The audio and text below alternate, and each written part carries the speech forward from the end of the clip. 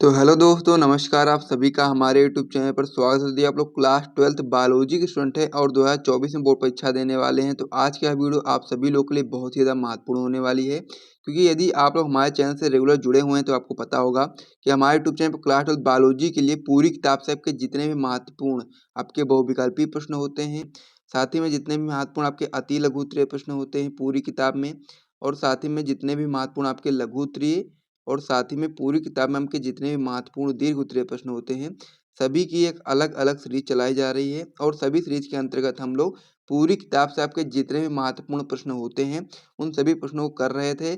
और प्रश्नों के साथ-साथ उसका उत्तर भी मैं आपको बता रहा हूँ, तो वीडियो आप सभी लोग के लिए बहुत ही ज़्यादा महत्वपूर्ण हो जाता है। अति लघु उत्तरीय प्रश्न की जो सीरीज थी वो ऑलरेडी कंप्लीट हो चुकी है। इसमें आपके 120 प्लस महत्वपूर्ण अति लघु उत्तरीय प्रश्न थे। पूरी किताब में वो पहले ही आपके कंप्लीट हो चुके हैं। बहुविकल्पी प्रश्न की जो सीरीज थी, इसमें अभी तक हम लोगों ने पार्ट नंबर 7 तक देख लिया था।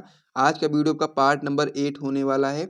ये सीरीज भी आपकी एक पार्ट इसके बाद और आएगा और ये सीरीज भी आपकी समाप्त हो जाएगी। इस सीरीज में अभी तक हम लोगों ने 70 प्लस महत्वपूर्ण बहुविकल्पी प्रश्न देख लिए हैं, और आपको यहाँ से 90 से 100 क्वेश्चन ऐसे होते हैं बहुविकल्पी प्रश्न जो आपके बोर्ड एग्जाम के लिए बहुत महत्वपूर्ण होते हैं। तो उन सारे प्रश्नों को हम लोग कराएंगे। 70 प्लस पहले ही कर चुके हैं। और यदि आप लोग इस वीडियो को यानी कि पार्ट नंबर 8 को और पार्ट नंबर 9 इसके बाद जो आएगा उसको देख लोगे, तो फिर आपको क्लास 12 बायोलॉजी की पूरी किताब में आपके जितने भी महत्वपूर्ण बहुविकल्पी प्रश्न होते हैं पूरे पूरे तैयार हो जाएंगे।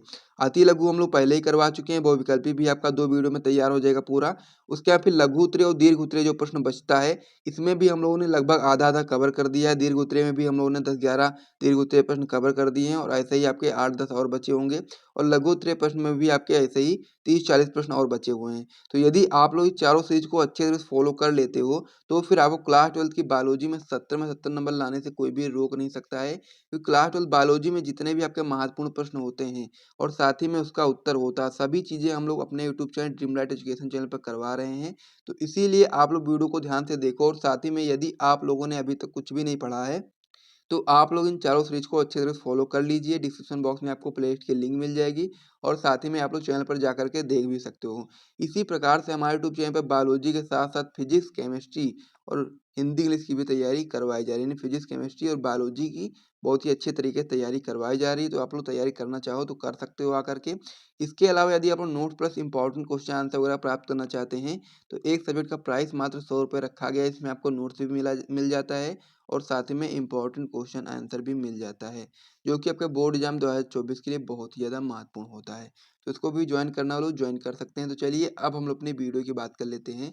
तो हम लोग क्लास 12 बायोलॉजी की पूरी किताब से महत्वपूर्ण बहुविकल्पी प्रश्न की सीरीज को कर रहे थे, और अभी तक हम लोगों ने सीरीज में पार्ट नंबर 7 तक देख लिया था। आज का वीडियो का पार्ट नंबर 8 होने वाला है। तो पार्ट नंबर 8 में जो हम लोग महत्वपूर्ण प्रश्न करने वाले हैं, आइए हम लोग उन प्रश्नों को देखते हैं। ये सारे प्रश्न हम लोग पिछली वीडियो में कर चुके थे। जो आपका पार्ट नंबर 8 है, उसका जो पहला महत्वपूर्ण बहुविकल्पी प्रश्न है, वो आपका हो जाता है कि जीनी अभियांत्रिकी से प्राप्त होता है। तो हम लोग को पहले ऑप्शंस को पढ़ना है। ये आपकी बोर्ड परीक्षा 2017 में क्वेश्चन आया हुआ है। तो सबसे पहले आपको ये चीज़ पढ़नी है कि जीनी अभियांत्रिकी से क्या चीज़ें प्राप्त होती हैं। पहला आपका इसमें ऑप्शन दिया है गोल्डन राइस, दूसरा आपका दिया गया है ग्लूकोज, तीसरा आपका दिया गया मक्का, और चौथा आपका दिया गया गेहूँ। तो हम लोग को बताना है कि जीनी अभियांत्रिकी से प्राप्त होता है। तो गोल्डन राइस को हम लोग सुनहरा राइस या फिर सुनहरा चावल भी बोल सकते हैं। तो फिर ये जो आपका पहला ऑप्शन होता है गोल्डन राइस, ये आपका सही ऑप्शन हो जाता है।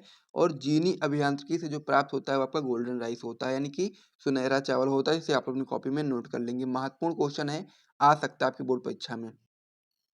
अगला क्वेश्चन हमारा इसमें हो जाता है कि पहली जीन चिकित्सा किस रोग के उपचार में की गई। ये भी आपका महत्वपूर्ण क्वेश्चन है, और इसके बारे में भी आपको जानकारी होनी चाहिए कि पहली जीन चिकित्सा किस रोग के उपचार में की गई थी। ठीक है, तो इसमें पहला आपका ऑप्शन दिया गया है एड्स, दूसरा आपका ऑप्शन दिया गया एडीए की कमी से होने वाला SCID। यानी कि एडीए क्या होता है, तो एडीए आपका हो जाता है एडिनोसिन डीएमिनेज। ठीक है, इस प्रकार से आपका एडीए का जो फुल फॉर्म होता है वो आपका होता है एडिनोसिन डीएमिनेज। ये आपका जो फुल फॉर्म होता है आपका पूछा जा सकता है अलग से, तो आपको ये चीज़ यहाँ पर याद कर लेनी है कि जो आपका एडीए होता है, एडीए का फुल फॉर्म आपका होता है एडिनोसिन डीएमिनेज। तो इसलिए आप लोग इसे अपनी कॉपी में नोट करना चाहो तो अलग से आप लोग नोट कर सकते हो। आपका जो दूसरा ऑप्शन था आपका था एडीए की कमी से होने वाला SCID। इस प्रकार से आपके दो ऑप्शन हो गए। तीसरा ऑप्शन आपका दिया गया कैंसर, और चौथा ऑप्शन आपका दिया गया सिस्टिक फाइब्रोसिस। इस प्रकार से आपके 4 ऑप्शन दिए गए हैं। तो पहली जीन चिकित्सा किस रोग के उपचार में की गई थी, तो आप लोग बता सकते हैं कि एडीए की कमी से होने वाला जो आपका SCID रोग है,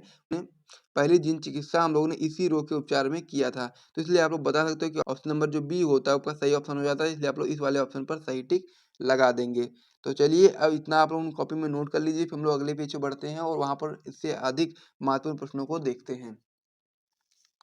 तो अब हमारा इसमें अगला महत्वपूर्ण प्रश्न हो जाता है, जो कि आपका हो जाता है कि पारिस्थितिक तंत्र से संबंधित भारतीय वैज्ञानिक है। ये भी आपका वेरी इंपॉर्टेंट क्वेश्चन है। 2 बार आपकी बोर्ड परीक्षा में क्वेश्चन आया हुआ भी है, 2018 में और 2023 में। तो हम लोग को बताना है कि पारिस्थितिक तंत्र से संबंधित भारतीय वैज्ञानिक है। पहला ऑप्शन इसमें आपका दिया गया है रामदेव मिश्रा, दूसरा आपका दिया गया है बीरबल साहनी, तीसरा आपका दिया गया केसी मेहता और चौथा दिया गया राम उदार। तो इसमें आपको कंफ्यूज नहीं होना है, आपको एकदम अच्छे तरीके से याद कर लेना है कि पारिस्थितिक तंत्र से संबंधित जो भारतीय वैज्ञानिक हैं उनका नाम है रामदेव मिश्रा। इसलिए आप लोग इस वाले ऑप्शन पर सही टिक लगा लेंगे, यानी कि ऑप्शन नंबर 1 पर, यानी कि ए पर। तो इसलिए आप लोग इसे अपनी कॉपी में नोट कर लेंगे और उसको अच्छे तरीके से याद कर लेंगे कि पारिस्थितिक तंत्र से संबंधित भारतीय वैज्ञानिक रामदेव मिश्रा हैं। तो इस प्रकार से इसे भी आप लोग नोट करेंगे। फिर हम लोग अगले क्वेश्चन की ओर बढ़ेंगे। अगला क्वेश्चन हमारा इसमें हो जाता है कि पारिस्थितिक सिद्धांत को प्रतिपादित करने वाले वैज्ञानिक का नाम बताइए। 2016 में आपकी बोर्ड परीक्षा में क्वेश्चन आया हुआ है। पहला ऑप्शन आपका इसमें दिया गया जेडी वाटसन, दूसरा ऑप्शन आपका दिया गया एजी टेंसले, तीसरा ऑप्शन आपका दिया गया केआर स्पोर्न और चौथा ऑप्शन आपका इसमें दिया गया है एफएचसी क्रिक। इस प्रकार से आपको 4 ऑप्शन दिए गए हैं और इनमें से हमको सही ऑप्शन बताना है कि पारिस्थितिक सिद्धांत को प्रतिपादित करने वाले वैज्ञानिक का क्या नाम था। तो आप लोग बता सकते हैं ऑप्शन नंबर जो बी होता है इसमें एजी टेंथले, यही आपका सही ऑप्शन हो जाता है।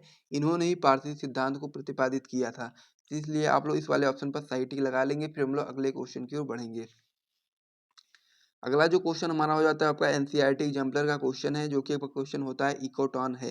तो हम लोग को बताना है कि इकोटॉन क्या है। पहला ऑप्शन आपका इसमें दिया गया प्रदूषित क्षेत्र है, दूसरा ऑप्शन आपका इसमें दिया गया किसी झील का तल, तीसरा ऑप्शन आपका इसमें दिया गया 2 समुदायों के सम्मिश्रण का स्थल और चौथा ऑप्शन आपका इसमें दिया गया है कि एक समुदाय के विकास क्षेत्र।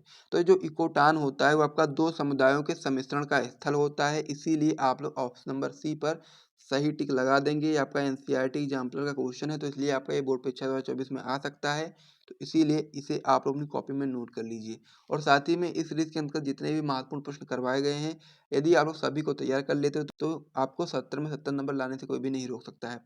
अगला क्वेश्चन इसमें आपका हो जाता है कि स्टोन प्रजातियां वातावरण में क्या करती हैं, वो हम लोग को बताना है। पहला ऑप्शन आपका दिया गया परिवर्तन लाती हैं, दूसरा आपका दिया गया स्थिरता लाती हैं, तीसरा आपका दिया गया है अधिक प्रभाव रखती हैं, चौथा ऑप्शन आपका दिया गया ये सभी।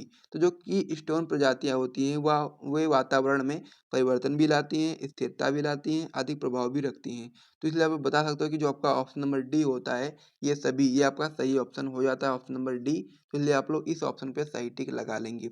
अब हम लोग इसमें अगले क्वेश्चन की ओर बढ़े, तो अगला क्वेश्चन हमारा इसमें हो जाता है कि लाइकेंस में फंगस तंतु पोषण प्राप्त करते हैं। 2019 में ये आपके बोर्ड परीक्षा में क्वेश्चन आया हुआ है कि लाइकेंस में जो फंगस होते हैं वो तंतु जो आपके होते हैं वो पोषण कहाँ से प्राप्त करते हैं। पहला ऑप्शन इसमें आपका दिया गया शैवालों से, दूसरा आपका दिया गया वायु से, तीसरा आपका दिया गया मिट्टी के कार्बनिक पदार्थों से और चौथा दिया गया कोई नहीं। तो आपको सबसे पहले ऑप्शन को सही से पढ़ना है कि लाइकेंस में जो आपके फंगस तंतु होते हैं पोषण कहाँ से प्राप्त करते हैं। तो इसमें आपका जो सही ऑप्शन हो जाता है आपका हो जाता है शैवालों से। तो लाइकेंस में जो फंगस तंतु होते हैं वो पोषण आपके शैवालों से प्राप्त करते हैं, इसलिए आप लोग ऑप्शन नंबर ए पर सही टिक लगा देंगे। उसके बाद हम लोग अगले क्वेश्चन की ओर बढ़ेंगे।